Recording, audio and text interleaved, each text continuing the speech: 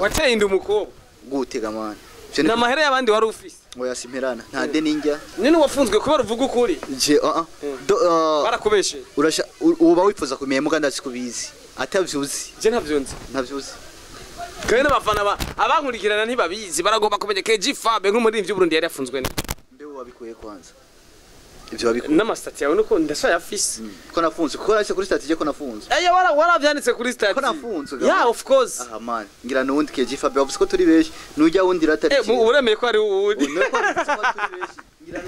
bakuzi wayakini Burundi TV ndiko na KG Fab ntiyemera ko yafunzwe ndavyemera mugabo sinavuze ko nafunzwe kubera itakobwa canka amadeni oya woba wifuza kubimenya nivyo nifuza naratewe muhira iwanje akara muhira iwanje negwa n'abantu ntazi baranyinjirana mu nzu doki barashimvye urupangu sinzi ko bandondere iciza canke ikibi bimaze gushika uko ca ndivuna kuvuga harabaye ibintu byo gukomeretsanya umuntu arakomereka arajana kwa muganga apresa numva ko ndiko ndarondegwa ndishikana ori yo kunyumviriza bacamaza kumva zuru artiste ndabihoze oya ibaze uru artiste haje yarabihebye ukashuba kwaye nabihebye je nuvugo mvuga nabihebye oya gusa uramuti oya inde kwanza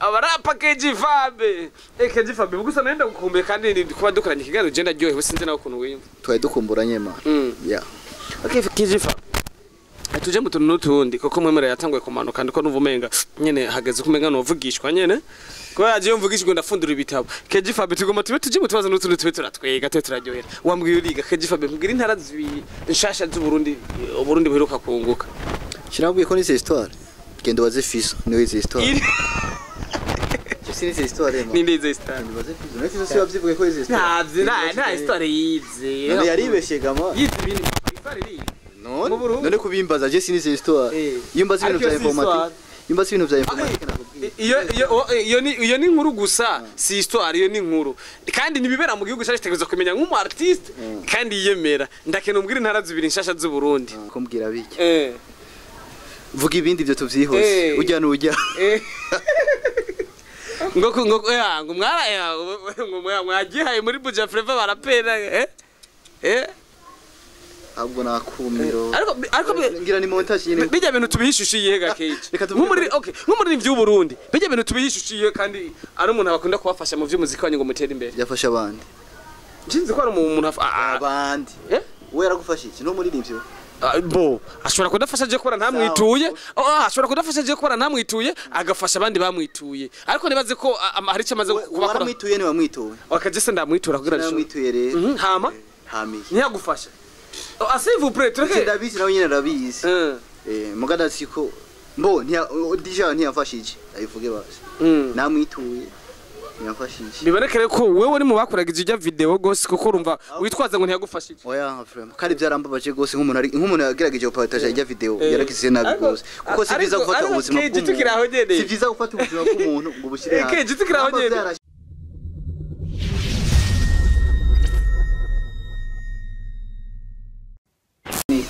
Yes kama kawaida kama kawa ndagarutse kuri microphone ndakanda babwira ati mwaramutse canke muri wivanya muherere hose murabizi ko ndabakunda cyane gose wowe utari bwagire sabone nta kindi gisigaye ucigira wowe maze kwigira nawe dufise partage no musore ndi kumwe n'umutumire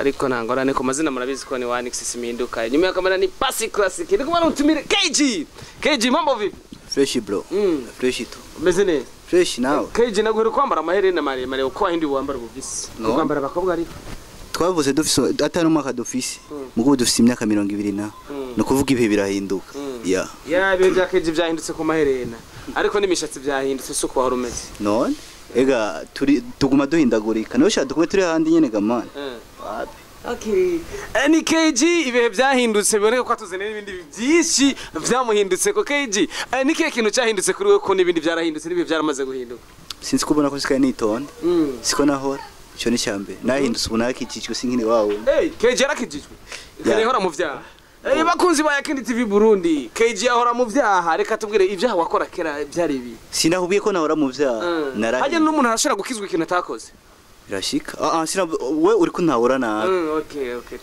par exemple wewe urashobora kuba waririmba nk'indirimbo z'imiziki biki ariko mu karimba gospel ni kuvuga warahindutse anakarero natanze urashobora kuba watanguye muri hip hop hanyuma karimba R&B rahinduka mwe yaratanguye kumanuka hakiri kare numva umenga novugishwa hakiri kare numva umenga novugishwa hakiri kare ko KG yarakijijwe yarakiyagakise nande ngijijwe ma KG tumanze twinjire muri music KG ngo numuririmbyi bujya komega mbo ababizi barabizi sinomvuga ngo ndakomeye mugande mu bandi tu ariko numuririmbyi ndumuririmbyi KG hari umufana ari karambwira ngo ntiyarakuzi ngo urashobora kuma freestyle birashika none na Yesu ubwiye ntibamumenye bose kandi yari umwana w'Imana jewe umwana w'umuntu w'ikiro cyamwe mwana ariko yakumenye ugeze no saa yagusabye freestyle kubera kuzi twagiye yagutuma mazumire yagutuma je ndi umukozi wabo yantumye no muri commentaire je namaze kubibona KG tunaenda na freestyle KG mwe muhera ari karamanuka reka gusarisha abakirisu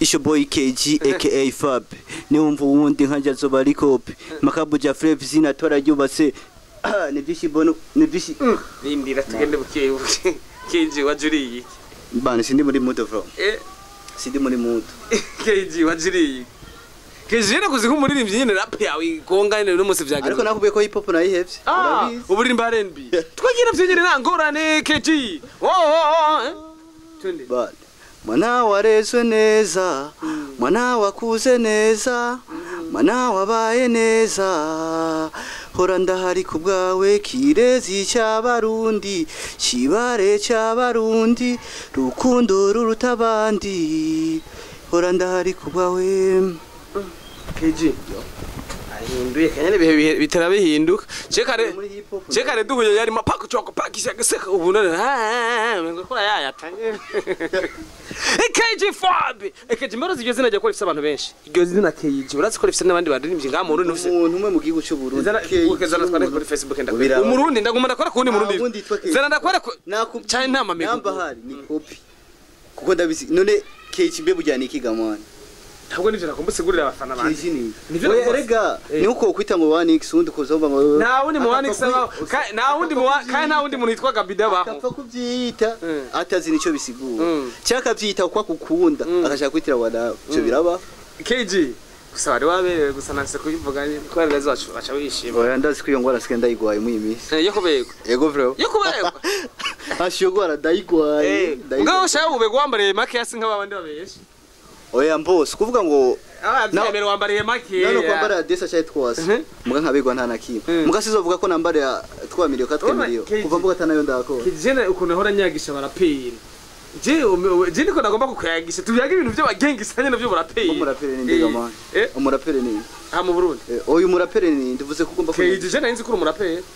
okay borahebe oya navyo ndabikora KG 2020 yarakoze umuziki KG muri 2020 waranguye iki mu muziki ko kwishimira naranguye iki ikintu uba warakoze muri music yawe tuko kwishimira n'abafana bakishimira kavuga ati KG yarakoze iki indirimbo fasha abandi urayizi urayizi ivyo yakoze urabizi fasha abandi concert ndakubwira abantu yegeranije Fabilove yegeranya Orga yegeranya Titus Dasai yegeranya uwitwa Bado yegeranya Barsi yegeranya ni beshi man cyo nisho kintu gushimira muri 2020 ariko nukuvuga ibyavuye muri iyo concert hariho ico byakoze nagi gusasira shibi kubishira ku mugaragaro nk'ababandi hariho abana byafashije sirito nk'abana banabona ikora nambara makaya 2 cyangwa 3 barashoye ko yaronka kubera afasha abandi 2020 turahejeje turavuye tugize muri 2020 keje reka dutegurira iki 2020 premier ma 2020 mu mpera cyanagize nabi gose 2020 nahiraye nabi oya nabyumvise twava tubigaruka ko hari nibisanga byagushikiye turagomba ko abafana baza kubimenya niko nakubwira gusa cyo badupange muri 2020 ibindi jemani industry ndayikurikirana umwanya ku mwanya hayaraze ngo navyonzi industry jewe ni tudroa 2020 badutegura iki gamsaza mwe muhera taramanuka rega mwe muhera manuze usanga naronse ibindi bibazo bigoye 2020 ibintu ndiko nakora nzokora ivyo nshoboye kugira umusiki Burundi wevoriwe uko nzoba nshoboye mfashe n'abandi kugira duze idrapo ryacu ryo Burundi sikuvuga ngo ndafise pouvoir irengeye ngo ko nzokora ibintu byatari ahubwo nawe umufano uri korayo higaniro uramfasha kugira KG Fab akore cyatari bwigera akora na rimwe yo KG Fab ngo bujya ngo akorera kwa Prata Ego narigeze. Narigeze. Warigeze warahevye. Mbo Prata sino muvuga nabi Prata ni nk'umuvyeyi wanje kuko aho ngeze afisemo uruhara rudasanzwe. Ego. Okay. Ni KG Fabe kuri mikro muri kumwe na Wanix yari inyuma ni Pasi Classic kiganiro kiracabandanya. Murabizi ko je ntabarambira nguma ndabahereza ibintu bitagasi ibintu biri authentique. Mwe yarawe yamaze kumanuka murabizi ko akune nyene abakirisu banje baca batangura kugihugu ibintu bimeze neza. KG Fabe. 2020 wayihejeje mu bisanga. KG Fabe ngo warafunzwe burya. Yarabaye. KG Fabe ngo bamufunze kubera abakobwa ngo bamufunze kubera amahera bamufunze kubera. Kamaje yakobwa gama. Azi ko navugwa kubera abakobwa. Bigenze gute. KG Fabe yafunzwe kubera iki none gasha. Ivyo by'abakobwa kwanza ubikoyewe. Kubera ko nzi aho umuhungu ari umukobwa ategerezwa kwa. Nikumeze we twese siko tumeze. Uruba kujya umeze je siko meze kandi siko nakameze. We doki wari ariko ngo arumenyesha makuru. Ariko ari umumenyesha makuru ngo aheruka gusohora ibintu bimeze akombwira bike. Vuga ibindi byo tuvyihose ujya n'ujya. ngo mwara ngo mwagihaye muri Buja Flava barapera ahubwo nakumiro. Ariko ngira ni montage nyine. Bijya bintu tubihishushiye gakeje. Nk'umuri by'u Burundi. Bijya bintu tubihishushiye kandi ari umuntu abakunda kubafasha mu vy'umuziki wanyu ngo mutere imbere. Yafasha abandi. Jinzi ko ari umuntu abandi. We yaragufasha iki no muri nivyo? Bo ashobora kudafasha je kora ntamwituye. Ashobora kudafasha je kora ntamwituye agafasha abandi bamwituye. Ariko nibaze ko hari cyamaze kubakora. Waramwituye ni wamwituye. Wakaje se ndamwitura kugira ngo namwituye rero. Hama? Hami. Ntiyagufasha. S'il vous plaît, tureke. Ndabizi nawe nyine ndabizi. Mugada siko mbo ntiyafashije. Ayivuge basi. Namwituye. Bibonekere ko wewe uri mu bakoraga ijya video gose kuko urumva witwaza ngo ntiyagufashije. Oya vraiment kandi byarambabaje gose nk'umuntu yagerageje gupartage ijya video yarakize nabi gose kuko si byiza gufata ubuzima bw'umuntu. Si byiza gufata ubuzima bw'umuntu ngo bushire hanze. Namba byarashitse bikaba. Ahubwo yarakwiye kwikosora nawe nyine ko si umwana. Muga kuki ufata nawe ukapartage ikintu nkakijya kandi ubona kidatanga ishusho mbi ku bantu kandi no kuriwe. Nibaze ko nawe nabo barabigize si byiza bro. Kandi umuntu nawe document ufitane ikintu nta kintu dufate nawe. Nawe ufitane ikintu ukabona ikintu kibi kiramubaye muremeshe ureke kumudekohaje. Bakunzi ba Yakini TV. Fabe wenda mwironkeye KG Fabe ndamwironkeye ariko ndakeneye hajya neri natafiki n'abastare benshi. Ko iyo habaye irire mu bastare mu Burundi ari umukobwa wa mbere yitanganiza bafiki kenshi n'abastare. Mbo sinzi kintu bapfa. Gusa ikintu ndamuzi ko neri nati. Ni nati ari mugenzi wanje afisa karimi kareka. Ariko niba kamuhore abo bafise kagufi. Nabo baba barakaronde kajya kareka.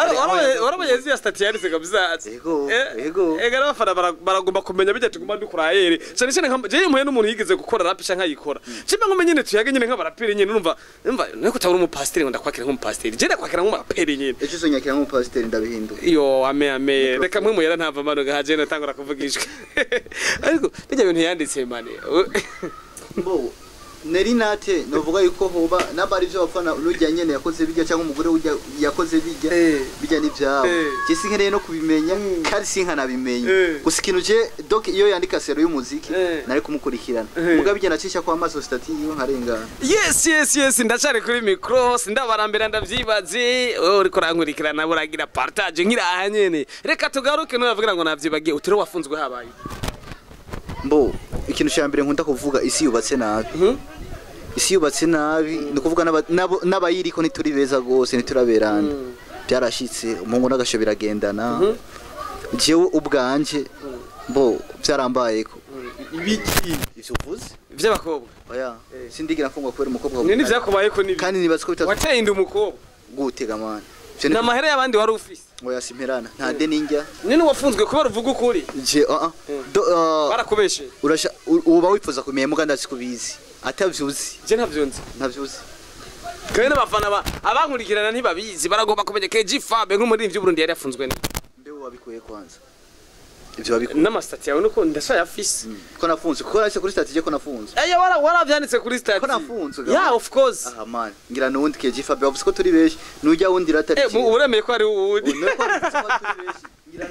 Bakuzi wa Yakini Burundi TV ndiko na KG Fabe ntiyemera ko yafunzwe. Ndavyemera mugabo sinavuze ko nafunzwe kubera icyo yakobwa canka amadeni. Oya. Uba wifuza kubimenya nivyo nifuza. Naratewe muhira iwanje. Nkora muhira wacu muhira iwanje. Negwa n'abantu ntazi baranyinjirana mu nzu. doki barasimvye urupangu sinzi ko bandondereye iciza canke ikibi bimaze gushika uko ca ndivuna kuvuga harabaye ibintu byo gukomeretsanya umuntu arakomereka arajana kwa muganga apresa numva ko ndiko ndarondegwa ndishikana ori yo kunyumviriza bacamaza kumfunga bagiye kunyumviriza ariko bamfunze kubera n'amahera ya uburyo sana kabisa utirugi turi mu Burundi kiracakora ntunkwegere sheshe nayo kubwiye ukurisha ibijuma gutwara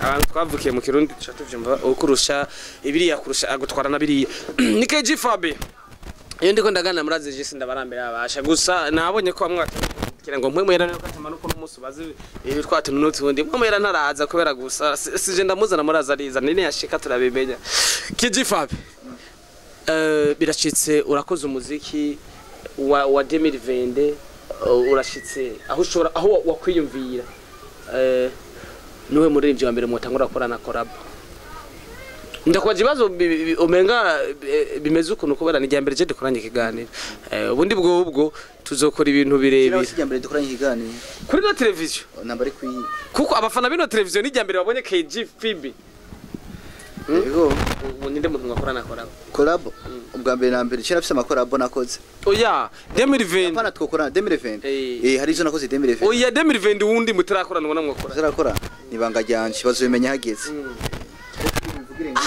kuko amwe no bivuga abo nifuza ko dukorana nifuza gukorana n'ujya muntu wese abaho abishoboye urumva mbona yuko yoshobora kunshikanaho ntarashika doke namba uno mushinda agashobora kunduza na gatoyi cyo tukaduza tukafashanya ni bon uwo mwana kokora mama yaratangwe kumanuka rero yihangane kabisa KG Fabe reka tugende tongere twibuze KG Fabe ujya warize no ndiga KG Fabe ni cyabwenge ni numwe mu baririmbyi kandi baci ubwenge bari muri industry kubera ko abaririmbyi benshi usanga batagomba kwiga bize na 13 menga bagize menshi Bo sinzi hariho ikintu kimo artiste skuvuga ngo artiste umuntu wese amaze kwikanga ubustar nagomba kuja mu bantu benshi nk'akaroje ndibuka nkikora ijyahora kora ya trendis ndavuga ati akwishu no kuvugana n'amaze kona ko umustar wacuraheba sinahebye kubera abavyeyi mugiye bari jewe yabanyarije ntavuga ati nafise abanshira nari nigaba nk'ubu ayikuheba akandi ubu nguriga kandi ngo KG Fabe ngo agiye gupanga inzu kubera nyene ngo uzuraronka nyene ukuntu ngo wapi hagiye umuntu akusaba nene wapi wishike ko ntari bwanavuga n'ijambo wishike wapi wenda kuzima ntiturazina we turazinanye bikwiye ariko nivugire ariko wapi na oya tena bwate mu ndirimbo ariko nabwitse nejo ubundi uri kurakura uri kumuvyeyi ko wakuze nuko muri wa wundi ariko ngo wagomvye gukura kubera nyene nawe ngo ushakira kuzurikira akajumbu tekaga ma Jirateka ushaka kajumbu nyene nawe wakwita kajumbu nyene ngo wiciye kumeza wenyine atakura byinshi oya ariko ni byiza gukora mu mutwe uko uno munsi nka uri umuhungu uri kurakura utegereza kumenya kwitunga wenyine kuko ejo hazogera igihe utunga umwana w'abandi wongera utunga umwana wawe eske uzotunga abantu babiri utitunze ngo utangure kubona ko bishoboye turakwiye kuzaturakura mu mutwe KG Fabe kandi nta kwama kwa ba mama ibaza umu artiste bene numbi ndabihoze oya ibaza umu artiste haje ukashuba kwari nabihebye nje nuvugo mvuga nabihebye oya gusa uramuti oya inde kwanza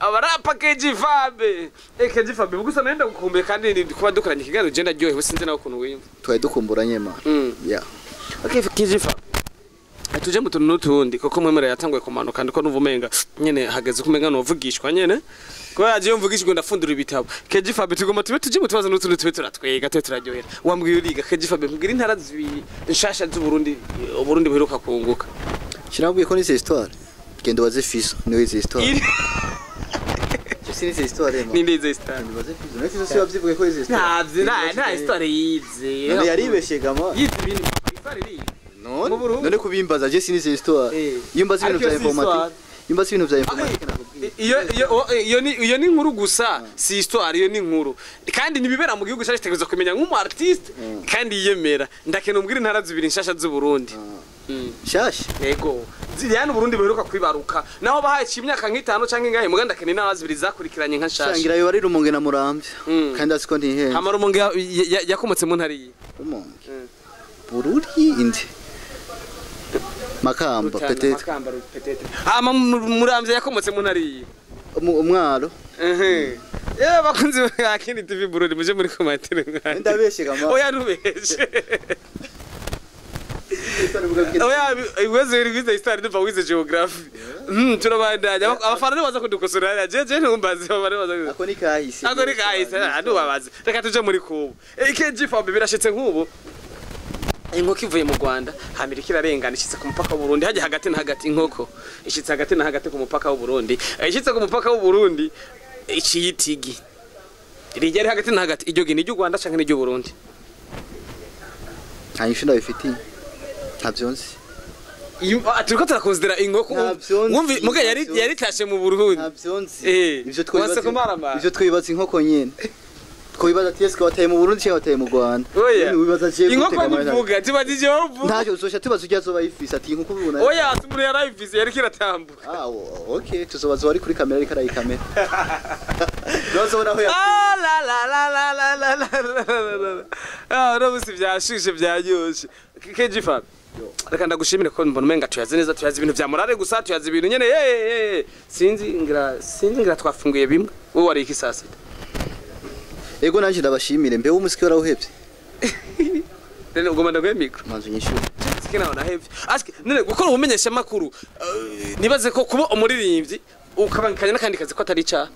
Ndazi n'abaririmba bakina comedy, ndazi n'abaririmba arabamenyesha makuru, ndazi n'abaririmba arabarimyi, urumva ndazi abaririmba arabashoferi, je nanje ndarimba nkamumenyesha makuru. Nenda kwaza ikintu kimwe. Uraririmba ukengeruka ukaba umujournalist. Antwe miso bibiri. Wo kubwira hitamo kimwe. Soit umu artist canke ube umujournalist. Otori kiwe. Oboje. Numva ko menga vyungura gutera kubera byose n'Imana nawe n'Imana. Ariko ivyo byose je kuri jewe n'ikintu kimwe. Ariko niwazivukanye. Nukuvuga jira ubwira ikintu kimwe. Yego. Mbeke KG-FAB Brazil l'homme chanteur, compositeur et réalisateur. Urumva. Ivyo byose je ndabikora. Kandi azi ko nigeze ko umujournalist urabizi. Yego nani. Urabizi. Yego. Uri bukigana we nawukoresheje. Yego. Nukuvuga iki rero nitwo kwama mu kazi kamwe. Mugabo biragoye ko umujournalist kongera ku artist. Uti gute. Mwiyo misi yahera harigeze ko hari inkino zaho z'abajournaliste n'abartiste mbe ikibazo we hajya wari kucuja arbitre imba arbitre ogeraje umva je mandi hose mu baririmbyi tuba tuziranye kandi mu arbitre no kuvuga ko ababiza bayaravyigiye eske waravyigiye kuba arbitre bo ico gihe nimba ntavyigiye wamakosa ntayuzi ubona yako ayi umupira ndayazi ntayuzi amakosa y'umupira orje corner Reka twibandanize KG-FAB ya agenda ririmba kandi vuba ndabahereza igikorwa Nabarozi iki Nabarozi welcome bro urabazi sabari diptegama Nabarozi nibo batuma keija tavuma KG-sezera abafazi badashaka kwihera umuntu avuma kugiye ciyo ya kandi nabajya bavumye batanguye bari down ya KG-FAB ariko no munsi natwe zoshika yo mbeni TV ndegama ya Kini TV Mwanda gushika umusiki wundi n'umusiki w'Uburundi umusiki w'Uburundi ntikibaho mwanda udufata mu mugongo dufatana ukuboko twese zoshika aho twifuza ko dushika mwanda gushigikira n'uyo 1x aka Gabide kugira abandanye atera imbere kuri TV yiwe kuko twese turi kumwe turashobora gushika aho twifuza ko dushika peace. Yes, reka ndabwira ko ndabakunda cyane gose ni wa wundi nyene wa musatirizi wanyu wa Nix Cake ifungwa kitamema do Grand Serpent ya rabashaka dakata no musinavugishwe cyane mpumera yaraje ubunyene mvugishwe ariko rabakashaka mu mwanya ndagarutse tuganire abatibire ni benshi na manifise ejo uzomana ndi kumwe n'usanga pinu ariko musana kumuna KG-FAB inyuma ya kamera ni Pasi Classic cyangwa Madrid. Ciao ciao.